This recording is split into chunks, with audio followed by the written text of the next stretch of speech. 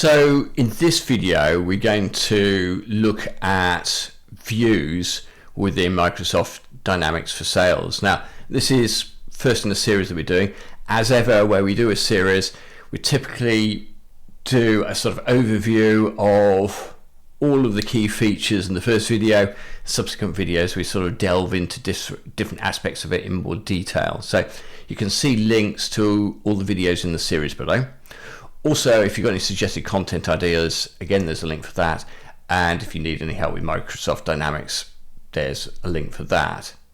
So why are views important? If you can really understand the sort of functionality related to views, it really helps you leverage the power of the data in your CRM system for whatever your role. But particularly if you've got good data in your CRM system, if you can start to master views and the associated functionality, it's just going to make your life a lot easier. So let's explain what views are. Now, I'm in the contacts area on my test system. This has got some standard Microsoft test data in it. It's not a huge set of data by any means. And the view I'm in at the moment, you can see the name of it there is all contacts. So I'm in a people area. But there's a little downward arrow to the right of all contacts. And if I click on that, that gives me a list of all the different views that are available to me. So the first three I'm seeing here are what we call personal views. In other words, they're views I've either created myself and saved it, or somebody else has created it for me and shared it with me. So we've got personal views, and these are indicated by this little, I guess, person icon. So these first three are personal views, and then the remainder are what we call system views. So these are ones that are controlled by your administrator and are visible system-wide, regardless of user. Now, those may be standard out of the box Dynamics views. They might be ones that your administrator has created themselves, or they might be some variation of the two. So we've got a list, and these have different criteria, and they're going to display different data sets depending which view you access. Now, that's not just applicable to contacts, but all areas of the system. So accounts or organization, I've got the similar thing. I've got views. I've got other areas, other record types accessible from this left-hand menu, and I can go in and see the views. Or indeed, if I use something like Advanced Find and selected a record type from there, which may not be included in my left-hand menu. Let's pick cases, get rid of the filter on that. But you can see again, within that, we've got the same concept of being able to have stored views in the system. So that's what views are. And then any of these views we can make default. So in my case, you can see I've got all contacts as my default view, but I can reset my default view and choose a different view if I wanted to. So you can always have your own default set up. So that's individual rather than company-wide. Now, the first thing I can do with views, and the important thing, is be able to search them. And actually, there's a number of different ways we can search a view. So you can see here I've got filter by keyword, but it's a search function. It's searching in the view I've selected at that time, and it's preset to search on a number of different fields, again configurable by your administrator, but I'm in the contacts area, so it's going to be things like first name, last name, email address, phone number. Now, in order to search on that, let's say I want to search for Robert Lyon. I can just put in Rob. It's a start with search by definition. If I just press return, then Robert Lyon's record comes back. By the way, what I could do, if I didn't want it to be a starts with, I can, just by prefacing it with an asterisk, make this a contains search. It doesn't change the data set in this particular example, but if you didn't want to be limited by the starts with capability, then you can do a contains search. The other thing I can do, actually is filter on the column itself or the individual columns. So if you see these columns in my view, and again I've got a down arrow to the right of the column name, in this case we'll have a look at company name, but it's applicable to all of these columns. I've got a filter by search function there, so if I click on filter by, again I've got some criteria I can use, I can change that if I want to. And I will say begins with in this particular case. And I think we've got a winery there, let's say it begins with Coho there, Coho Winery. Apply that, and then that filters it down to records meeting those criteria. If I want to get rid of that filter, I can just go back to that drop down and clear the filter. So that's the second way of searching. The third way of searching is I can use what we call edit filters here, and this lets me do some really powerful searching. Now I'll explain that in more detail in one of the subsequent videos, but I can use multiple criteria here. Now if I had opened up that filter and there had been some existing filters, let's say it was active contacts, it came back with the first line as contact status equals active. I can just get rid of that just by clicking on delete all filters. It doesn't delete them permanently, it just lets you reset and change the search. Now what I mean here is what I can do is add a row, in other words add a field, and I could say I'm going to keep this really simple. It's a lot more powerful than I'm showing here. City equals Seattle. And let's say add another row. Let's say status, if we just spot status equals active. And that's not come back with anything, so I suspect I have misspelled Seattle. That would explain that.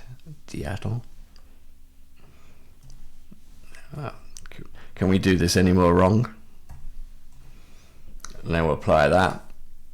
Should get some data back this time. Yeah. So therefore, again, that edit filters capability is really, really powerful. We can do all sorts of searches, searches and or searches. We can search on data that's both on the contact record but on related parent or child records, and I'll show that in future videos. So the other thing that we can do is also edit the columns.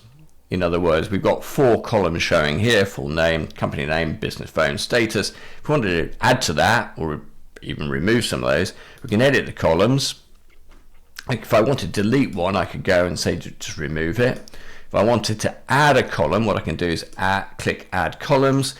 By default, it's going to ask me if I want to add it from the contact record itself, which I will add one. Let's just add that one. Let's just add it out there in the background.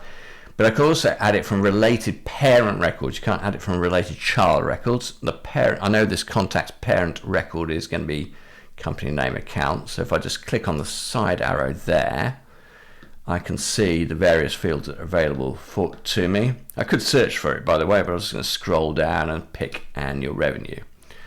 So I'll just come out of that, and you can see the 2 that I've added there. I could change the order if I wanted. If I wanted to move city up, I can drag and drop and move that. I can apply that now, and on the fly there I have added some new columns. I can move them around as well. If I wanted now to drag that, I could even drag and drop it. I can move it left to right, but when you've got drag and drop, you don't really need to. So I've got the flexibility within views, either the personal views or the system views, to add new columns to it. Now, if I want to save that, I can also do that. So I know from the fact that there is an asterisk showing here that I've changed that view in some way, and therefore I've got the option to save it. If I just move off elsewhere in the system, then I'll lose that. but I do have the option to save that. So if it had been a personal view and I had, that I'd created, then I would have the ability to save the changes. I've changed the system view. I can't save changes system view, but I can save a new version. So I can save what I've done as a new view. It's going to ask me to give that a name, and I'm going to call this RB test. No idea what I've used already, so let's call it RB test 2. We'll just save that, and that's saved that as RB test 2. And you can see if I go into my list of views, I've now added that personal view of RB test 2. Now, a couple of other things I'm just going to show on views. Firstly, if I tick a couple of records, you can see that a few other options appear. We've got the ability to merge records if we wanted to, so I could merge those two that I've just selected there if I thought they were duplicate records, for example. We'll show this in more detail in future videos. And actually I can do a mass edit as well on the selected records. If I click that edit, it allows me to change more than one record in one go. The other two things I'm going to show quickly is what I'm showing here is a standard grid view, which is what people tend to use most of the time.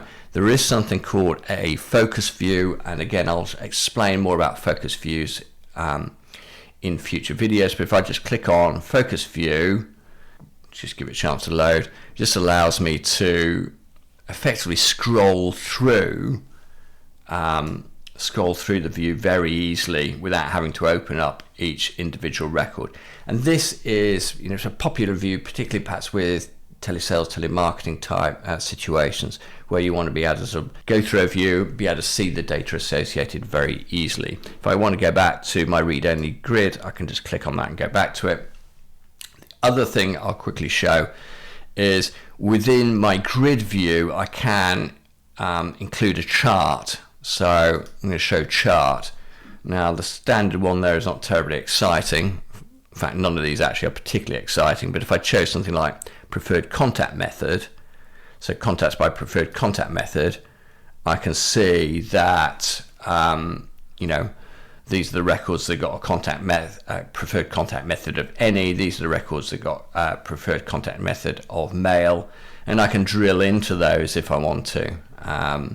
So again, it's quite a good way of displaying data visually and analyzing it by sort of clicking on data segments within those charts. Anyway, that's a sort of initial introduction to views. I say really powerful feature of Microsoft Dynamics for Sales. We will be showing some aspects of it in more detail. You can see links to all the videos in this series below. Equally, if you've got any content suggestions or you need any help with Microsoft Dynamics, you can see the links below. Thank you very much for your time today, and hopefully see you again soon.